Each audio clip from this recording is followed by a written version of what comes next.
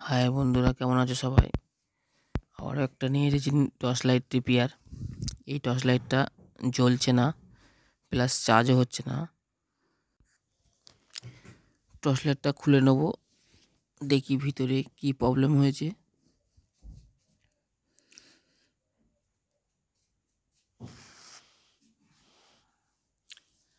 এই টর্চ লাইটটা অনেক দাম আছে, ভালো টর্চ লাইট। কাস্টমার দিয়ে গেছে ঠিক করার জন্যে।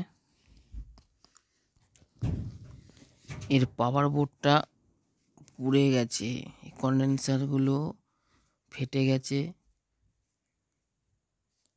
মনে হচ্ছে এর ব্যাটারিটা খারাপের জন্য এটা হয়েছে। আমি আগে চেক করে নেবো। দেখো ব্যাটারিটা মাপছি, দেখো ব্যাটারিটা কোনো ভোল্টেজ নেই, মানে ব্যাটারিটা খারাপ বলে ওভার চার্জ দিয়েছে বলে এই যে পাওয়ার বোর্ডটা কন্ডেন্সারটা ফেটে গেছে। ব্যাটারিটা আমি খুলে নিলাম, একটু চার্জে বসাবো, হাই অ্যাম্পিয়ার দেখি চার্জ ওঠে নাকি। যদি উঠে যায় ভালো, নাহলে ব্যাটারি পাল্টাতে হবে। এটা ক্যাপাসিটারটাও পুড়ে গেছে পুরো, এলইডিটাও তো কেটে যাবেই অবশ্যই, যেহেতু হয়ে গেছে। খুলে নিলাম, এবার লাগিয়ে নেবো। এখানে ছিল কত ছিল ওটা বোঝা যাচ্ছে না। এখানে আমি 140 ভোল্টের একটা ক্যাপাসিটার লাগিয়ে নেব। তোমরাও লাগাতে পারো, 220-25 ভোল্ট লাগালেও চলবে, তো অসুবিধা নেই। এবার ভালো করে আমি এখানে ঝালটা দিয়ে নেব।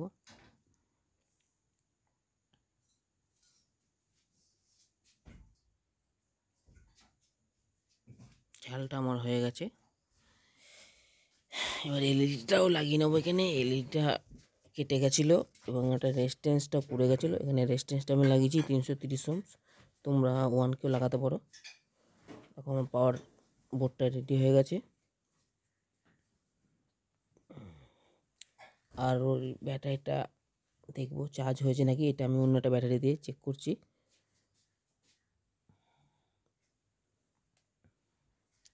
ব্যাটারিটা যদি চার্জ ওঠে তো এটা লাগিয়ে দেবো, না হলে নতুন একটা ব্যাটারি লাগাতে হবে।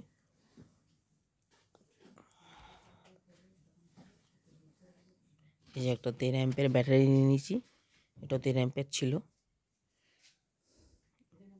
এটা নতুনটা একটু লম্বা, আমাকে কাটাকুটি করতে হবে এটা ঠিক করার জন্য। এটা ভালো করে বসিয়ে নিতে হবে যাতে না নড়ে। ফিনিশিং দিয়ে কাজটা করতে হবে আমাকে। আপনারা ওরমভাবে ফিনিশিং দিয়ে কাজটা করবেন যাতে ভিতরটা ব্যাটারিটা না নড়ে ভিতরে, সেরম বুঝে কাজটা করবেন।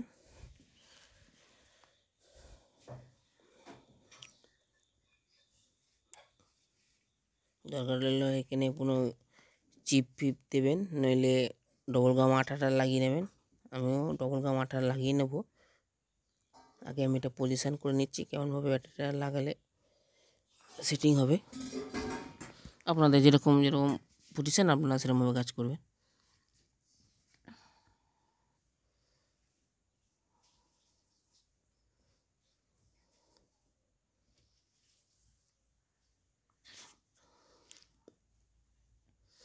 এখানে যে টয়লেটের যে ঘাটগুলো আছে ওই ঘাটগুলো কেটে নিচ্ছি, কারণ এখানে ব্যাটারিটা আটকে যাচ্ছে, সেটিং হচ্ছে না।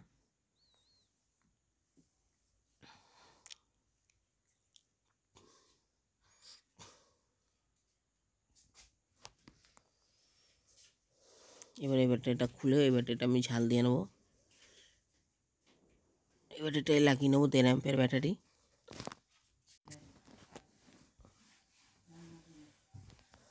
আর কাজগুলো যখন করবেন পরিষ্কার কাজ করার চেষ্টা করবেন, আমি প্রতি ভিডিওতেই বলি। আর আমার ভিডিওটা দেখার আগে আমার পুরো কথাগুলো শুনবেন, এবং ভিডিওটা শুধু দেখলেও হবে না, পুরো কথাটা শুনতে হবে, তাহলে প্রবলেমগুলো বুঝতে পারবেন আর কাজটা সঠিকভাবে করতে পারবেন। আর না হলে শুধু ভিডিওটা দেখলে হবে না।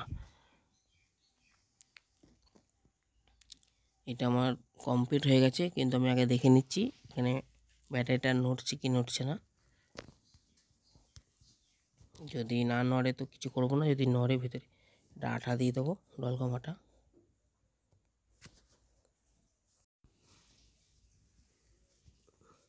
এটা নড়ছে ভিতরে হালকা, এটা জন্য আঠাটা আমি দিয়ে দেবো যাতে না নড়ে, পারফেক্ট কাজ হবে কাজটা।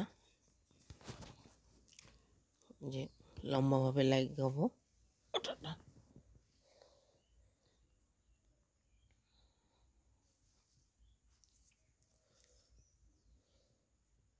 তাহলে গোটাটাই সাপোর্ট পাবে বডির সঙ্গে।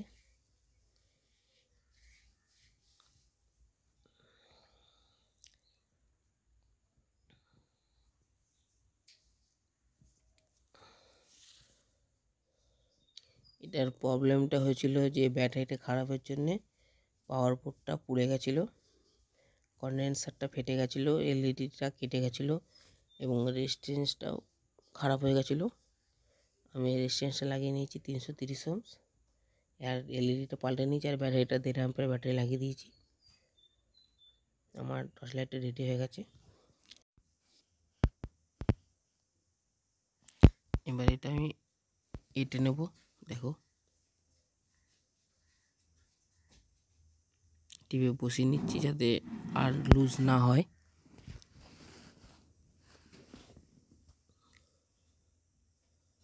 এটা একটু চেপে বসিয়ে নেবে, কারণ একটুখানি তো উঁচু হবে, আস্তে আস্তে এটা সেটিং হয়ে যাবে।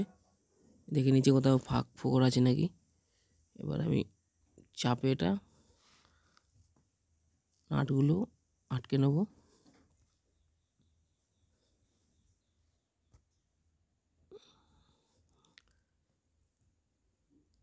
যাতে লুজ না হয়, লুজ হলেই ব্যাটারি তার কাটবে, বারবার কাস্টমার প্রবলেমে পড়বে। ওই জন্য ব্যাটারি যেন লুজ না হয় সেই খেয়ালটা রাখতে হবে। ওই জন্যে এত মেহনত করা। আপনারাও এরকমভাবে কাজ করবেন, তাহলে কাজগুলো সাকসেসফুল হবে। আমার এটা পুরো কমপ্লিট হয়ে গেছে। এবার দেখুন আমি এটা টেস্ট করব। এই যে লাইট জ্বলছে একদম, এই লাইটগুলো হেভি ফোকাস। আর ভিডিওটা ভালো লাগলে লাইক এবং সাবস্ক্রাইব করবেন। ধন্যবাদ।